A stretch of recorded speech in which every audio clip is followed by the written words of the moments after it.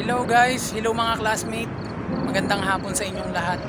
Ito kaka-out lang natin sa trabaho. Magkwentuhan tayo about anxiety disorder. So guys, share ko lang no, marami kasing nagtatanong sa akin, may mga nagko-comment. Kuya, naranasan mo ba itong gantong sintomas? Kuya, naranasan mo ba itong gantong sintomas na namamanhid yung pa ako, ganyan, etc. Ang dami nilang tinatanong sa akin kung naranasan ko ba yung mga sintomas na nararanasan nila sa ngayon. So masasabi ko lang no, iba-iba kasi tayo ng resistensya ng katawan. Maaaring yung naranasan ko is nararanasan nyo rin ngayon. Yung iba naman na mahihina yung resistensya, maaari namang yung nararanasan nilang sintomas is mas malala o mas marami silang nararanasang sintomas kaysa sa naranasan ko. So, ginawa ko itong video para sabihin ko lang sa inyo, i-share ko lang sa inyo yung mga sintomas na tumama sa akin nung kasagsagan ng anxiety disorder ko. Yung mga sintomas na naranasan ko nung kasagsagan ng anxiety disorder ko. May mga video na ako nito ng mga nakaraang video, pero uulitin ko na lang uli para sa inyo guys. So, una dyan, naranasan ko sintomas. Yung mabigat na ulo, masakit na ulo, yung feel mo high blood ka, yung bumibigat pati yung batok. Tapos hanggang dito yan. Yan. Mararamdaman mo dito yan. Mararamdaman mo yan dito. Yan, tapos sumasama yung batok, yung bigat ng batok na kala mo kumakapal. Minsan naman may konting bigat sa gawing kaliwa ng likod ng batok. Yan, yung feeling mo high blood ka, pero pag chinek mo naman yung BP mo, hindi, normal lang. So, sintomas lang po yan ni anxiety disorder. Huwag kayong basta-basta magpapanik. Huwag kayong magpapadala sa sintomas na yan. So, meron pa akong sintomas na naranasan noon na yung mata ko nagbe-blurred. Yan. Naranasan ko rin yan, yung nagbe-blurred, tapos medyo mabigat pa sa ulo. Hindi lang yung blurred, medyo mabigat pa sa ulo, kala mo kumakapal yung ulo mo. Yan, naranasan ko yan. Yung sobrang hilo, nakala mo dinuduyan ka. Alam mo dinuduyan ka na kahit nakaupo ka lang, yan, naranasan ko yan. Yung napakahirap talaga yung hilo. Talagang matagal ko naranasan yan. Nahihilo ka. Ibang hilo talaga, mabigat talaga. Kasi hindi yung basta-bastang hilo na naranasan mo dati. Iba yung hilo ng may anxiety disorder talaga. Naranasan ko yan. Yung feeling mo nabibingi ka, humihina yung pandinig mo. Yan, naranasan ko yan. Humihina yung pandinig. Kala mo nabibingi ka na. Naranasan ko po yan. Yung dati, first 1 week ng anxiety disorder ko, naranasan ko yung nagpanik ako sa loob ng bus. Naranasan ko may mahapding ugat sa likod ko. Dito bandang likuran. Yung feeling ko mahabang ugat na masakit. Yan, naranasan ko yan, tumindi yan nung nagpanik ako sa loob ng bus. Tapos pagbaba ko, sobrang manhid na ng likod ko, as in wala na ako naramdaman. Nagkaroon lang ng pakiramdam yon noong pinahiran ko siya ng ipicacent oil. Yun, nagkaroon siya ng pakiramdam. Hindi na ako mag-ano ng update, parang may naipit pa rin na ugat sa likod ko. Yun, naranasan ko po yun. Naranasan ko rin yung nagpapawis yung kamay. Yan, nagpapawis yung kamay, kasabay niyan, bigla-bigla ako manghihina, manlalambot. Yung mga ngatog, yung mga kalamnan ko. Yung manghihina ka basta. Bigla kang manghihina, naranasan ko yan. Tapos kasabay ng panghihinang yun, yung palpitation, mabilis na pintig ng puso, naranasan ko po yan. Bigla-bigla na ako manghihina. Ang ginagawa ko nun, umiinom ako ng warm water. Kahit pa paano maiibsan. Tapos maya-maya, paunti-unti, babalik uli yung lakas ko.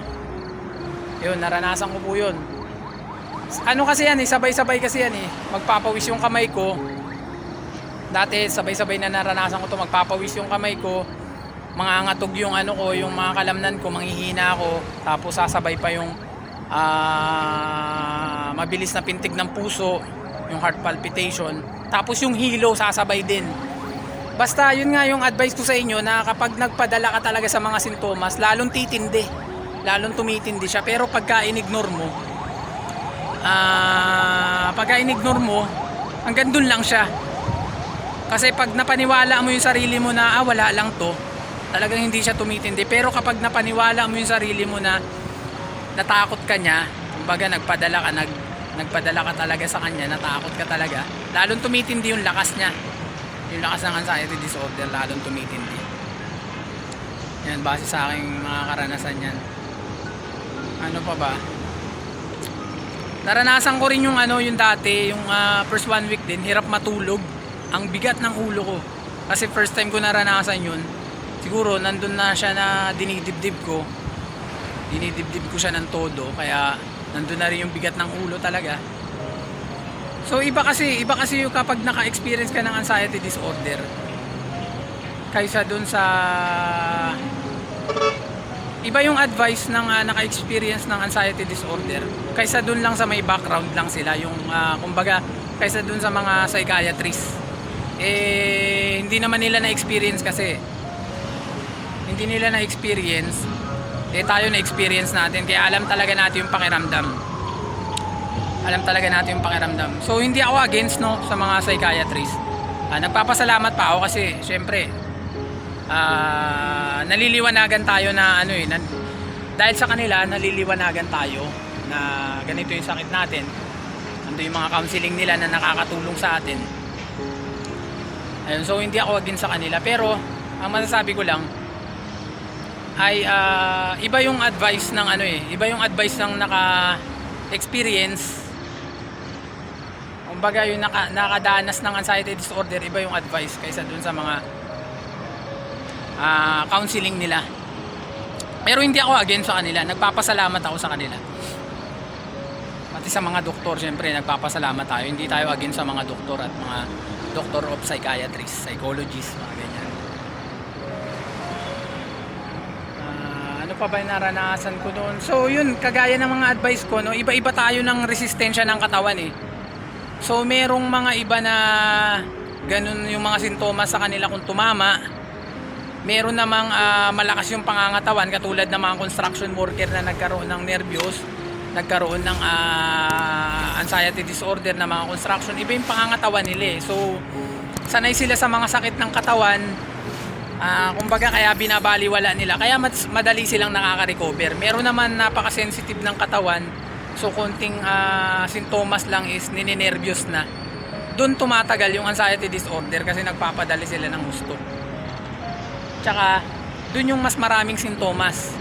Kaya nga lagi kong sinasabi sa inyo na wag basta-basta magpapadala sa mga nararamdaman natin sa mga sintomas ng anxiety disorder. Dahil gawa lang ito ng ating utak. Gawa ito ng sarili natin na ipinasok natin, itinanim natin sa ating kukote. Na may naramdaman tayong konti, inisip natin na may malala tayong sakit. Kaya ayun yun, na-experience natin tuloy. Instead na wala tayong sakit, nakakaramdam tayo ng mga iba't ibang sintomas. Ano pa ba yung naranasan ko? Yung naranasan ko rin yung parang sinasakal ka, hirap kang huminga.